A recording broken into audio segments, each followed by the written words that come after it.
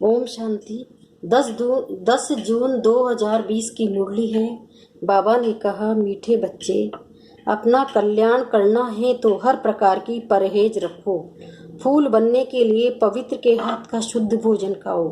प्रश्न है, तुम बच्चे अभी यहाँ की कौन सी प्रैक्टिस करते हो जो 21 जन्म तक रहेगी? उत्तर है, सदा तन मन से तंदुरुस्त रहने की प्रैक्टिस तुम यहाँ से ही करते हो। तुम्हें दधीसी ऋषि मिशेल यज्ञ से हमें हड्डी भी देनी है, लेकिन हठ योग की बात नहीं है। अपना शरीर कमजोर नहीं करना है। तुम योग से 21 जन्म के लिए तंदुरुस्त बनते हो, उसकी प्रैक्टिस यहाँ से करते हो। ओम शांति। कॉलेज अथवा यूनिवर्सिटी होती है तो टीचर भी स्टूडेंट तरफ देखते हैं, गुलाब का फूल कहाँ है, फ्रंट में कौन बैठे हुए हैं। ये भी बगीचा है, परंतु नंबरवार तो है ही। यहाँ ही गुलाब का फूल देखता हूँ, फिर बाजू में रतन ज्योति, कहाँ तक भी देखता हूँ। बागवान को तो देखना पड़े ना, उस बागवान को ही बुलाते हैं कि आकर इस कांटों के जंगल को खत्म कर फूलों का कलम लगाओ। तुम बच्चे प्रैक्टिकल में जानते हो कैसे कांटों से फूलों का सेपलिंग लगता है। तुम्हारे में भी बहुत थोड़े हैं जो इन बातों का चिंतन करते हैं। ये भी तुम बच्चे जानते हो, वो बागवान भी है, खिवैया भी है, सबको ले जाते हैं। फूलों को देख बाप खुश होते हैं। हर एक समझते हैं हम कांटों से फूल बन रहे हैं। नॉलेज देखो कितनी ऊंची है। इस समझने में भी बड़ी बुद्धि चाहिए। ये है कलयुगी नरकवासी। तुम स्वर्गवासी बन रहे हो। सन्यासी लोग तो घर बार छोड़ भाग जाते हैं, तुमको भागना नहीं है। किसी किसी घर में एक कांटा है तो एक फूल है। बाबा से कोई पूछते हैं, बाबा बच्चे की शादी कराएं? बाबा कहेंगे, भल कराओ, घर में रखो, संभाल करो। पूछते हैं, इससे ही समझा जाता है कि हिम्मत नहीं है। तो बाबा भी कह देते हैं, भल करो। कहते हैं, हम तो बीमार रहते हैं, फिर बहू आएगी, उनके हाथ का खाना पड़ेगा। बाबा कहेगा, बल खाओ। ना करेंगे क्या? सर्मस्टांस ऐसे है, खाना ही पड़े, क्योंकि मोह भी तो है ना। घर में बहू आई है तो बात मत पूछो, जैसे कि देवी आ गई, इतने खुश होते हैं। अब ये तो समझने की बात है, हमको फूल बनना है तो पवित्र के हाथ का खाना है, उसके लिए अपना प्रबंध करना है। इसमें पूछना थोड़ी ही होता है। बाप समझाते हैं, तुम देवता बनते हो, इसमें ये परहेज चाहिए। जितनी जास्ती परहेज रखेंगे उतना तुम्हारा कल्याण होगा। जास्ती परहेज रखने में कुछ मेहनत भी होगी। रास्ते में भूख लगती है, खाना साथ में ले जाओ। कोई तकलीफ होती है, लाचारी, तो स्टेशन वालों से डबल रोटी ले खाओ। सिर्फ बाप को याद करो। इनको ही कहा जाता है योग बल। इसमें हठ योग की कोई बात नहीं है। शरीर को कमजोर नहीं बनाना है। दधीची ऋषि मिसल हड्डी हड्डी देनी है। इसमें हठ योग की बात नहीं है। ये सभी भक्ति मार्ग की बातें। शरीर को तो बिल्कुल तंदुरुस्त रखना है। योग से 21 जन्म के लिए तंदुरुस्त बनना है। ये प्रैक्टिस यहाँ ही करनी है। बाबा समझाते हैं, इसमें पूछने की दरकार नहीं रहती है। हाँ, कोई बड़ी बात है उसमें पूछते हो तो पूछ सकते हो। छोटी छोटी बातें बाबा से पूछने में कितना टाइम जाता है। बड़े आदमी बहुत थोड़ा बोलते हैं।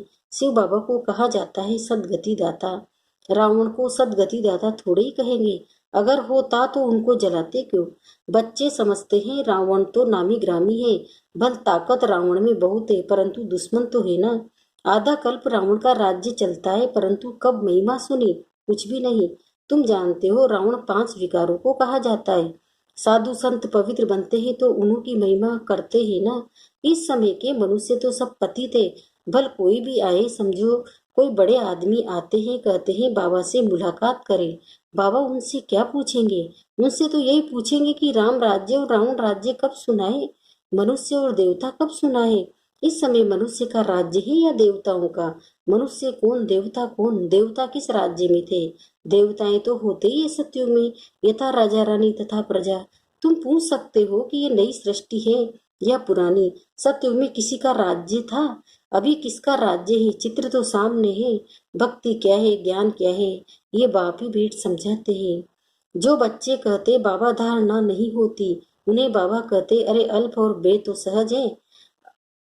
अल्प बाप ही कहते हैं, मुझ बाप को याद करो तो वर्षा मिल जाएगा।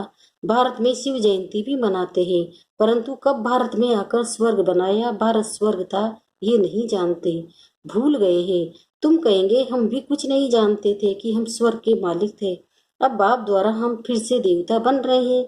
समझाने वाले मैं ही हूँ। सेकंड में जीवन मुक्ति गाया हुआ है, परंतु इनका भी अर्थ थोड़े ही समझते हैं। सेकंड में तुम स्वर्ग की परियां बनते हो ना, इनको इंद्र सभा भी कहते हैं। वो फिर इंद्र समझते हैं बरसात बरसाने वाले को। अब बरसात बरसाने वालों की कोई सभा लगती है क्या? इंद्र लठ इंद्र सभा क्या क्या सुनाते हैं। आज फिर से ये पुरुषार्थ कर रहे हैं। पढ़ाई है ना, बैरिस्टरी पढ़ते हैं तो समझते हैं कल हम बैरिस्टर बनेंगे। तुम आज पढ़ते हो, कल शरीर छोड़ राजाई में जाकर जन्म लेंगे। तुम भविष्य के लिए प्रारब्ध पाते हो, यहाँ से पढ़कर जाएंगे, फिर हमारा जन्म सतयुग में होगा।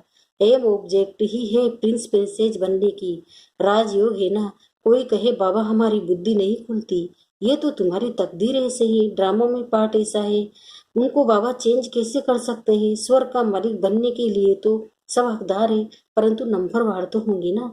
ऐसे तो नहीं सब बादशाह बन जाए। कोई कहते हैं ईश्वरी ताकत है तो सबको बादशाह बना दे, फिर प्रजा कहाँ से आएगी? ये समझ की बात है ना। इन लक्ष्मी नारायण का राज्य था, अभी तो सिर्फ नाम मात्र महाराजा महारानी है। टाइटल भी दे देते हैं। लाख दो देने से राजा रानी का वो लकब मिल जाता है, फिर चाल भी ऐसी रखनी पड़े। अभी तुम बच्चे जानते हो हम श्रीमत पर अपना राज्य स्थापन कर रहे हैं, वहां तो सब सुंदर गोरे होंगे। इन लक्ष्मी नारायण का राज्य था ना। शास्त्रों में कल्प की आयु लंबी लिख देने से मनुष्य भूल गए हैं। अभी तुम पुरुषार्थ कर रहे हो सांवरे से सुंदर बनने का। जब देवताएं काले होते हैं, क्या कृष्ण को सांवरा राधे को गोरा दिखाते हैं? अब सुंदर तो दोनों सुंदर होंगे ना। फिर काम चिता पर चढ़ दोनों काले बन जाते हैं। यहाँ है सुनहरी दुनिया के मालिक, ये है काली दुनिया। तुम बच्चों को एक तो अंदर में खुशी रहनी चाहिए और देवी गुण भी धारण करने चाहिए।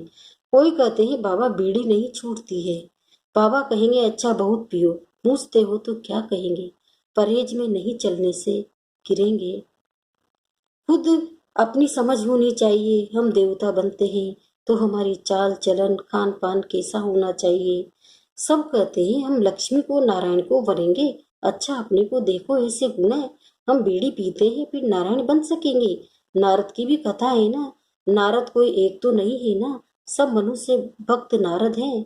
बाप कहते हैं देवता बनने वाले बच्चे अंतर्मुखी बन अपने आप से बातें करो कि जब हम देवता बनते हैं तो हमारी चलन कैसी होनी चाहिए।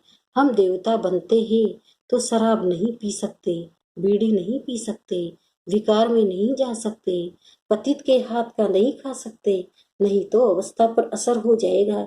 यह बातें बाप बेट समझाते हैं। ड्रामा के राज को भी कोई नहीं जानते हैं। ये नाटक है, सब पाठधारी है। हम आत्माएं ऊपर से आती है, पाठ तो सारी दुनिया के एक्टर्स को बजाना है। सबका अपना अपना पार्ट है। कितने पाठधारी है, कैसे पाठ बजाते हैं। यह वैरायटी धर्मों का झाड़ है। एक आम के झाड़ को वैरायटी झाड़ नहीं कहेंगे, उसमें तो आम ही होगा। ये मनुष्य सृष्टि का झाड़ तो है, परंतु इनका नाम है वैरायटी धर्मों का झाड़। बीज एक ही है। मनुष्य की वैरायटी देखो कितनी है, कोई कैसे कोई कैसे। ये बाप बेट समझाते हैं। मनुष्य तो कुछ नहीं जानते। मनुष्य को बाप ही पारस बुद्धि बनाते हैं। तुम बच्चे जानते हो इस पुरानी दुनिया में बाकी थोड़े रोज है, कल पहले मुआफिक से फिल्म लगती रहती है। अच्छी प्रजा साधारण प्रजा का भी सेफलिंग लगता है। यहाँ ही राजधानी स्थापन हो रही है। बच्चों को हर एक बात में बुद्धि चलानी होती है। ऐसे नहीं मुरली सुनी न सुनी, यहाँ बैठे भी बुद्धि बाहर भागती रहती है। ऐसे भी है, कोई तो सम्मुख मुरली सुनकर बहुत गदगद होते हैं, मुरली के लिए भागते हैं। भगवान पढ़ाते हैं तो ऐसी पढ़ाई छोड़नी थोड़ी ही चाहिए। टेप में एक्यूरेट बढ़ता है, सुनना चाहिए। साहूकार लोग खरीद करेंगे तो गरीब सुनेंगे। कितनों का कल्याण हो जाएगा। गरीब बच्चे भी अपना भाग्य बहुत ऊंचा बना सकते हैं। बाबा बच्चों के लिए मकान बनवाते हैं। गरीब 2 रुपया भी मनी ऑर्डर कर देते हैं। बाबा इसकी एक ईंट मकान में लगा देना, 1 रुपया यज्ञ में डाल देना, फिर कोई तो हुंडी भरने वाला भी होगा ना। मनुष्य हॉस्पिटल आदि बनाते हैं, कितना खर्चा करते हैं। साहूकार लोग सरकार को बहुत मदद करते हैं, उनको क्या मिलता है?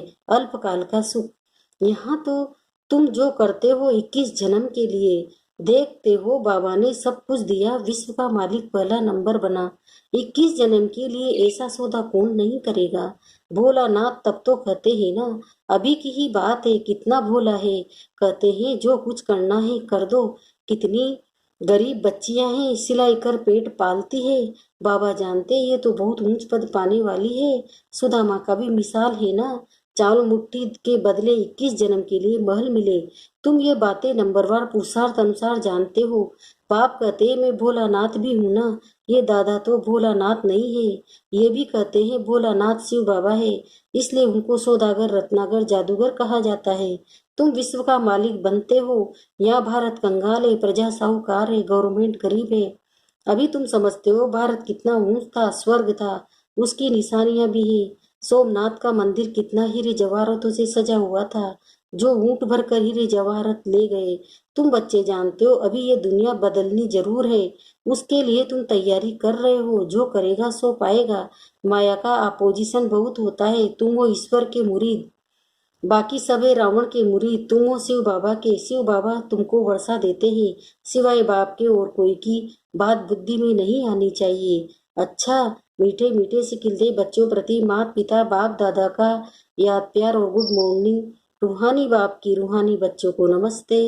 हम रूहानी बच्चों की भी रूहानी माता पिता बाप दादा को याद प्यार गुड मॉर्निंग, नमस्ते नमस्ते नमस्ते। शुक्रिया बाबा, शुक्रिया आपका पद्मा पदम, शुक्रिया। धारणा के लिए मुख्य सार पहला है, अंतर्मुखी बन अपने आप से बातें करनी है। जबकि हम देवता बनते हैं तो हमारी चलन कैसी है? कोई अशुद्ध खान पान तो नहीं है। दूसरा है, अपना भविष्य 21 जन्म के लिए ऊंचा बनाना है। तो सुधा में मिसल जो पूछे भोलानाथ बाप के हवाले कर दो। पढ़ाई के लिए कोई भी बहाना न दो। वरदान, सत्यता, स्वच्छता और निर्भयता के आधार से प्रत्यक्षता करने वाले रमता योगी भव। अब इसका विस्तार बता रहे हैं बाबा। परमात्म प्रत्यक्षता का आधार सत्यता है और सत्यता का आधार स्वच्छता का व निर्भयता है। यदि किसी भी प्रकार की अस्वच्छता अर्थात सच्चाई सफाई की कमी है या अपने ही तमोगुणी संस्कार पर विजयी बनने में, संस्कार मिलाने में व विश्व सेवा के क्षेत्र में अपने सिद्धांतों को सिद्ध करने में भय है, तो प्रत्यक्षता नहीं हो सकती। इसलिए सत्यता और निर्भयता को धारण कर एक ही धुन में मस्त रहने वाले रमता योगी सहज योगी बनो, तो सहज ही अंतिम प्रत्यक्षता होगी।